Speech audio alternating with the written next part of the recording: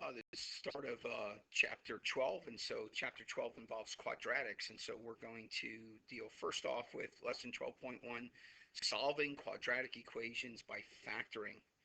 Solving quadratic equations by factoring. Look at your notes there. I've got a cannon there and supposedly firing a cannonball. Here's the reality. Whenever a projectile is fired, a ball is thrown, um, whenever you have that kind of a situation, the projectile forms what we call a quadratic function. You can see that curved line. And that curved line has a name. It's called a parabola. That's what the shape of a quadratic function is called, a parabola. If a battleship is lobbing a shell ashore, it's going to be fired in a parabolic shape. If you take a bow and arrow and you shoot your arrow in the air, it's going to follow a parabolic shape. If you're in the outfield of a baseball game and you're throwing the ball from center field to home plate, it's going to have a parabolic shape, unless you've got a rocket arm and you throw it on a rope. But anything thrown up because of gravity will also come down in this parabolic shape. All right. So what is a quadratic equation? A quadratic equation is a second degree equation. A second degree equation, and therefore has up to, and this is important, two real number solutions. Two real number solutions, and I'll show you that as we go along. But that's a key concept. Quadratic equation is a second degree equation. We've talked about that before. I'll show you that in a minute. And there are two real number solutions. So here's standard form of a quadratic equation. And if you remember that squared term right there, the x squared, makes it second degree, right? The degree, the first term is 2, the second term is 1, and the number has a 0 degree. And so the degree of the quadratic is second degree, right? Second degree. What would be an example of something like this? I'm going to use my red here and put a red 3, go back to black for x squared. Use my green, go -2, go back to black, put an x. Use my blue here, I don't know, go +7, and then back to black for equals 0. So there's an example of a quadratic equation. Again, we know it's quadratic because it's second degree. Right? Second degree equation, it is quadratic. And it's important that you can recognize quadratics, because the first thing in solving is to recognize what kind of equation it is. And then once you have a handle on what kind of equation it is, then you can go about solving it. Right? So it's important that you recognize that indeed it is quadratic. All right, how are quadratics solved? They're solved three ways, and it's, in my estimation, key that you memorize this. So I've got all these stars around it, boxed in stars. You need to memorize this. When you come across a quadratic, let's say it's 2 years from now, and you're taking the SAT, the Scholastic Aptitude Test to get into college, and you're there, and it's a Saturday morning, and you're taking that test, and you come across a problem, and you see it's quadratic. What should come to your mind are these three things, the three ways to solve it, so that then therefore you can choose the wisest way to solve and proceed from there. All right. So I'm going to use my red here. The first way, factor, and set the factors equal to 0. So factor and set the factors equal to 0. That's what we're going to deal with today. That's today's topic. All right. Second way, take the square root of both sides. Take the square root of both sides. All right, that's an effective method. Take the square root of both sides, and we'll talk about that as well. And then third, the quadratic equation. The quadratic equation, it's a formula. So there's three ways to solve quadratics. You can factor, or you can take the square root of both sides, or you can use the quadratic equation. And so it's important that you learn all three. Each method has its time and its place, and so it is important that you learn all three. All right, to begin to understand the concept of factoring, we have to first understand the concept of these, what's called the zero product property. So 0 goes in the blank there, the zero product property. Right? And this is the principle behind solving by factoring. And I've got the property right here. If you look, basically it begins this way. Hey, if P times Q equals 0. And the key to this is you have two factors being multiplied. You have two things being multiplied. If that's the condition, if you have two things or more being multiplied together and they equal 0, then either P has to equal 0 or Q has to equal 0 or both have to equal 0. Those are the only three possibilities. There is no other possibility. So if you look at example A, we have a 7 times an n equals 0. Now, it doesn't take a rocket scientist to figure this out. Can a 7 be a 0? No. 7 is a 7. All right, so the 7 is not going to be 0. So therefore, the n has to be, and I hope you're thinking, 0. It's got to be. Now, our second example is a little bit different. This is a 3 times an x times a y, and that equals 0. All right, so we'll go through the same scenario. Can the 3 be a 0? No. Well, the only way this thing is going to end up being 0 is if either the x is 0 or the y is 0 or both x and y are 0, right? It's the only way you can end up at 0 when things are being multiplied. So again, then x equals 0 or y equals 0 or both equals 0, right? It's the only possibility. That's it. That's the concept of the zero product property. All right, let's go through a progression here as we look at a little bit more interesting aspects of the zero product property. All right, so still thinking about the zero product property. Look at this right here. Now it looks a little different. What would x have to equal? And you think now. I know you're sitting at home. You're probably comfy in your chair. Maybe you got your PJs on, but you got to think. Now, here's what a lot of students tell me when I ask this in class live. They'll tell me x must equal 0. And you know what? That's not true. You say, what do you mean? All right, don't do this. I just want to show you. Here's the equation, right? If you stick 0 in for x, look where you end up. 5 times negative 3 equals 0. I don't think so. 5 times negative 3 is a negative 15, and negative 15 does not equal 0. So you see how 0 doesn't work? So what does work? What does x need to be? Now remember, the key to everything is, oh, I'm missing my raised dot there. Stick it up there. Look, the key to everything, and look up here again, the key to everything is that the zero product property uses factors. Factors.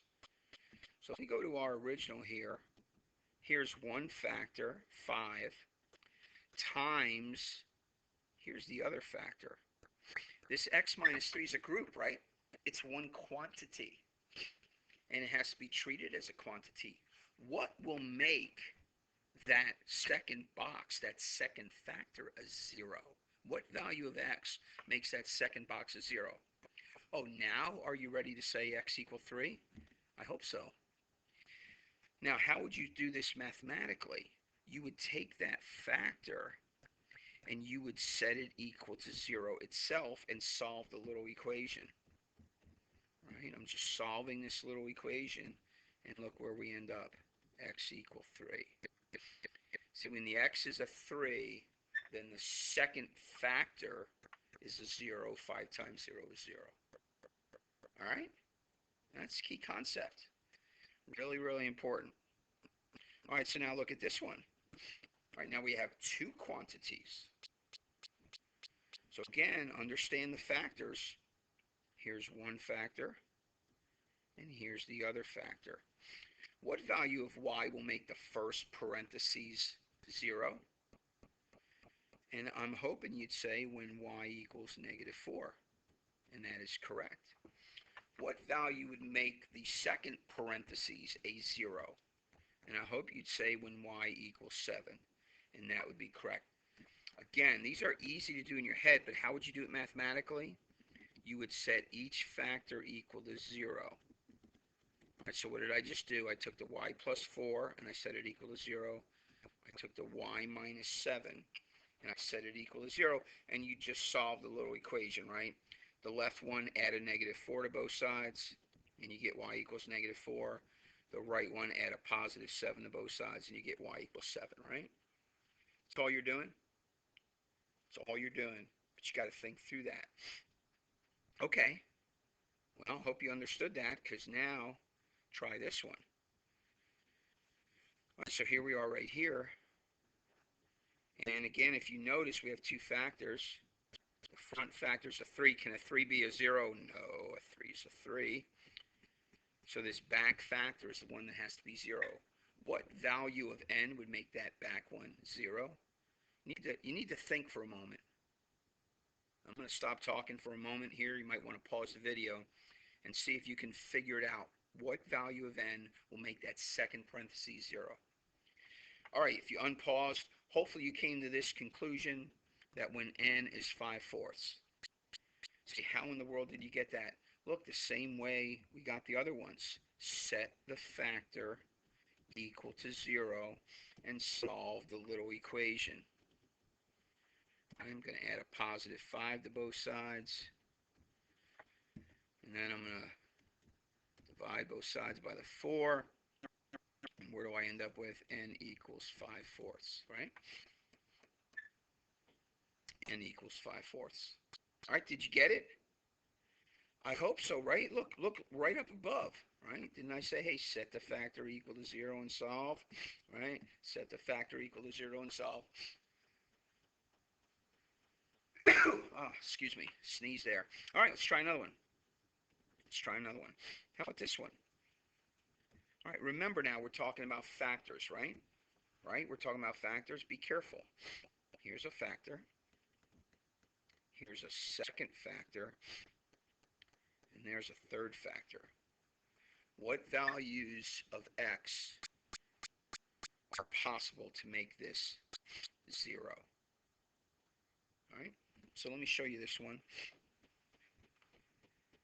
You can use the 2 if you want, and you could say 2x equals 0. And let me go to black here, which means then x equals 0, right? There's one possibility. Now, if the front is 0, no matter what the rest is, it's going to end up being 0. Second quantity, the x plus 7 can equal 0, so x can equal negative 7. Right? That's the second possibility. Third possibility, 2x minus 3 equals 0. Move the 3 by adding its opposite. Move the 2 by dividing, and you get x equal 3/2. So those are the three possibilities. Then x equals 0, or x equals negative 7, or x equals 3/2. Now, this is an important concept. I want you to focus in for a minute and keep looking at this f. Here's what I'm saying. Please don't think that I'm saying, this is not what we're saying, that this x is 0, this x is negative 7, and this x is 3/2. That is not what we're saying at all. Let me grab my purple because it's fatter, it'll show it better. Here's what we're saying. If all the x's are 0, this thing will equal 0. Why? 2 times 0 is 0. 0 times 7 is 0. And 0 times negative 3 is 0. And the final answer is 0. See how that works? We're saying, if all the x's were 0. That's what we're saying. The second time we're saying, hey, if all the x's were negative 7. So if this were negative 7, this were negative 7, and this were negative 7. So the front would be negative 14, right? Times 0 is 0. And 0 times negative 17 is 0. Do you follow? And I won't do it with the 3/2, but you can do the exact same thing. And the 3/2 would end up making the last parentheses 0, which doesn't matter what the first two are. When you multiply it times the last, you would get 0. All right, here's now the application. Now can you apply what you learned and figure out the values of x that will make that 0? All right, I want you to pause the video and I want you to see if you can figure out the values of x. All right, I hope you paused, and I hope you tried, and I hope you're back now. Again, in math, you got to think. If you're not thinking, if you're not pausing, you're not really getting the education you need to get. You need to think. All right, here's what I get sometimes. I'll get something like x equals 0. Don't write that, it's not correct. Go back through and put in zeros for the x's, and look where we end up. Okay, that first one's 0. The second one is 0, but then we have still 3, and we end up with 3 equals 0. That's not true. It didn't work. X isn't 0. X isn't 0 at all. All right, so what in the world are we going to do then? How are we going to solve this thing? Well, you got to look back at all the other problems. What was the case in every situation? Matter of fact, go all the way back to the zero product property. Look at the top of the screen now, right here. Remember, I keep emphasizing factor times factor. That's the situation, right? All right, now let's look at our current problem. Is that what we have in our current problem? And the answer is no. We don't have any factors. There's no factor. Nothing's being multiplied. We don't have any factors. But you know what? You know what? We can factor that, can't we? And did you factor it? I hope you did. Uh-oh, factoring trinomials. 2 parentheses. See, math, we have to put to use things that we've previously learned. Mr. Scarfi, why did we learn factoring before? Well, one of the reasons was so we could solve quadratics. That's one of the reasons. All right, let me try to refresh your memory. Remember, we're going to take the front term. What times what equals x squared, and we determine x times x. Now remember, the back has to multiply to positive 3. So my choices are, do you remember, I can go 1 times 3 or negative 1 times negative 3. But remember, my outers plus my inners must equal this negative 4. So because the middle's negative, I know I got to use my negative factors. I'm going to stick a negative 3 in the back. The whole time I'm thinking my outers, that's a negative 3x. And I'm thinking my inners, that's a negative 1x. And therefore, that gives me the negative 4x total that I needed there, right? Factoring, I hope you remember how to do it, because you can't solve by factoring without being able to factor. All right, we're not done. Remember how you finish. Set each factor equal to 0.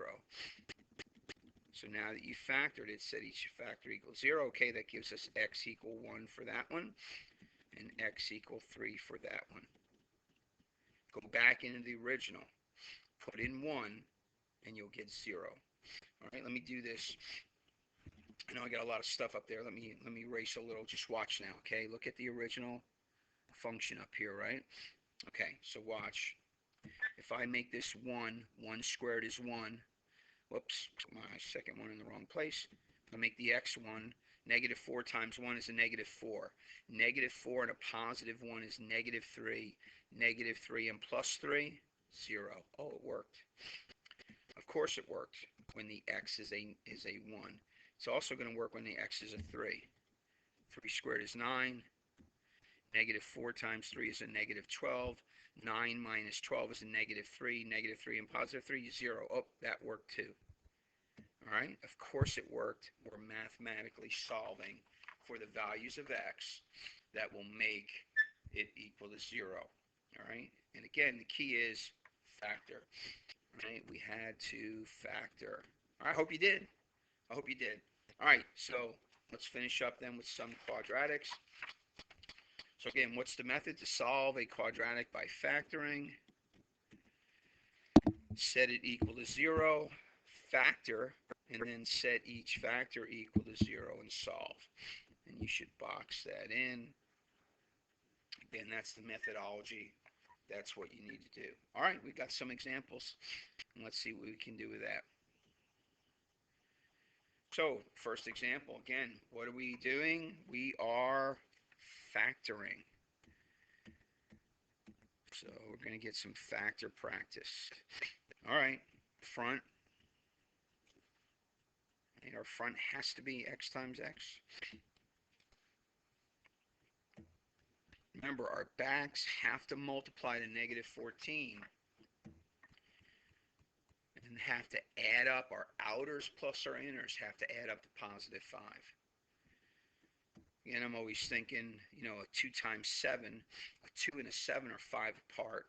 I need my 5 to be positive, right? So if I have a positive 7 here, and I put the negative 2 there, again, my check of my outers is a 7x. My inners is a negative 2x, and sure enough, that gives me the 5x. All right, so that's just a check there, so I'm going to remove that because it worked. And we're working off of our factors, right? So remember, again, you got to set each factor equal to 0 and solve the little equation. All right, this is easy. X equals 2 as we add a positive 2 to both sides. Second one, add a negative 7 to both sides, and you get x equals negative 7. There are two values. We solved the quadratic. Got it? I hope so. All right, here's another one. You want to try it? Go ahead and pause the video and try it. See what you can do with that. All right, if you're back, did you remember the first law of factoring? Oh, I tried so hard on the chapter of factoring to get you guys to remember the first law. I said it over and over and over again. We even gave it an acronym. FO, factor out, common factors first, right? FOCFF. Did you do it? Did you see the common 3 that you could factor out? Man, I hope so. So you get 2n squared plus 5n minus 3. Okay, now we're factoring that trinomial. Front, got to be a 2n and an n, right? No other possibility. So again, when I'm looking at my negative 3, I'm also thinking about my positive 5, right? I got to end up at positive 5 in the middle. Oh, look at this. Plus 3 right there is going to give me a plus 6. And therefore, the negative 1 in there, plus 6 minus 1 gives me the plus 5. That's the factoring. All right, now find the values of the variable. Can a 3 be a 0? No, so there's nothing there. Doesn't have a variable. Set the factors with variables equal to 0. All right, here move the 1, then divide by 2. So you get n equals a half on that one. And this one, add a negative 3 to both sides. And there's our two values. N equals a half. N equals negative 3. If you had a quiz or a test and you had time, you go back and try those values. And indeed, they would give you 0. All right, a couple more. So I'm trying to review factoring with you. All right, look at this one. What do you see there? And particularly right here. What is that? A name should come to mind. You should think, oh, that is a, can you fill in the blank? What kind of a binomial is this right here? Do you remember? Man, I hope you're thinking a difference of 2 squares. Do you remember how to factor a difference of 2 squares? Okay. Listen, you got to review so you'll remember things. You got to remember how good's your memory. All right, the more you study, the better your memory will be. So hopefully you remember 2 parentheses, right? Set it equal to 0. All right, let's work in the parentheses. Do you remember plus in the middle of one, minus in the middle of the other? Do you remember square root of the first goes first? Do you remember square root of the last goes last? And that's the factoring of that difference of 2 squares. Okay, set each factor equal to 0. That means x equals negative 3 for this one. That means x equals 3. And oh, by the way, if you want to, you could write your answer together as 1 by saying x equals plus or minus 3. That means x is negative 3 or x is positive 3. But it can be written together as 1. All right, look over here to the right on D. So what are you going to do with this? Well, this is the first one where we really got to follow the procedures. Look at number 1 back here of what to do. Set it equal to 0. Is it equal to 0? And the answer is no, not right now, right? It is not. So the first thing we've got to do on this is we've got to set it equal to 0. So I'm going to add a negative 11x to both sides, right? Got a stray mark there. Let's see if we can get rid of it, right? Just add a negative 7x to both sides. So where do we end up? 4x squared minus 11x plus 6 equals 0. All right, got a factor. 2 parentheses. I'm going to do this one for time's sake. But don't forget, we have 2 possibilities. This could be 4x and x, or it could be 2x and 2x, right? I'm not sure which one. It's got 2 possibilities. All right, again, with my 6, I'm trying to think what will get me to 11. With my 6, I'm trying to think what will get me to 11. So with my 6, what is going to get me to 11? All right, so I can use 6 and 1. If I use a 1, that's a 4, and a 6 is a 10. Nope. If I use a 2, that's an 8. Ooh. If I use a negative 2, that's a negative 8, and a negative 3, that gives me a negative 11. Hey, that's it, right? Again, watch, my outers is a negative 8, and my inners is a negative 3, and sure enough, that's the negative 11 in the middle. Okay, good. Set each factor equal to 0. 4x minus 3 equals 0. X minus 2 equals 0. Solve each little equation. So 4x equals 3, right? We added a positive 3 to both sides. Go ahead and divide both sides by 4. X equals 3/4. Second one, just add a positive 2 to both sides, and there are our 2 solutions. Hey, not too bad. That wasn't too bad. You can do that. You can do this. You do have to remember how to factor, though. I mean, you do have to remember how to factor. So if you can do that, then you can do these, but you do have to remember how to factor. All right, let's try the last few ones here. See if I can get this high enough. Get everything else out of the way. Uh-oh. What's the first thing you want to do? Set it equal to 0. Okay. So would you agree I have to add a negative 5y to both sides? So that's going to put a negative 5y squared to both sides. So that's going to put a negative 5y squared on the left. Do you also agree I've got to add a negative 6y to both sides? Yes. So that's going to give me a negative 6y on that side. And that's where we're at right now. Okay, remember we're factoring. What's the first law of factoring? Factor out common factors first. Do you see the common y? And you got to look for it. That leaves me y squared minus 5y minus 6. Now, let's factor the trinomial. So again, you got your y out in front, you got your 2 parentheses, correct? All right, can you factor that? Again, if you want to do it yourself, pause the video and work on the factoring. All right, hopefully you said y and y. And again, I've got a negative 6, and my outers and inners have to add up to negative 5. Okay, that'll be a negative 6 and a positive 1. That gives me 6 negatives of them and 1 positive for the negative 5. Okay, what are the values of this one? Hey, I want you to look at this. What degree is this polynomial? What degree is the polynomial? Hopefully you said third.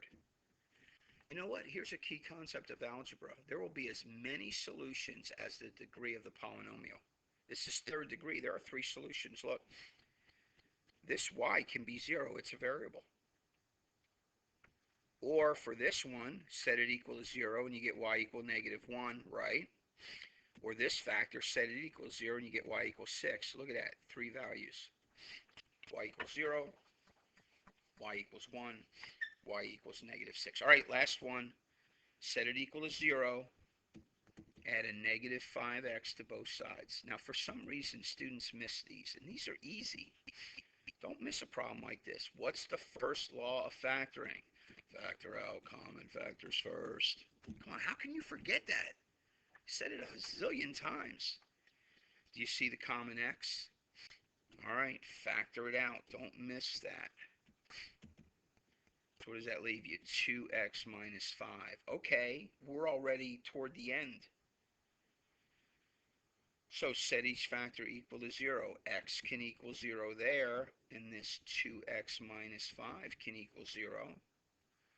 Add a positive 5 to both sides, move the 2, and x could be 5 halves. So x equals 0, x equals 5 halves. All right, factoring. You got to brush off the rust. You got to get back to factoring because that's how we're going to solve these quadratics. All right, there's your homework. Look, you got to get it figured out tonight. Do what it takes to get it figured out. Keep your notes with you. I gave you examples to follow. I've got you lists of things to do. And so be careful, get it figured out. Check your odds as you go and make sure that you're doing things correctly. And I will assign this, thinking if everything schedule goes right, you'll be doing this next day in class. All right, have a great night.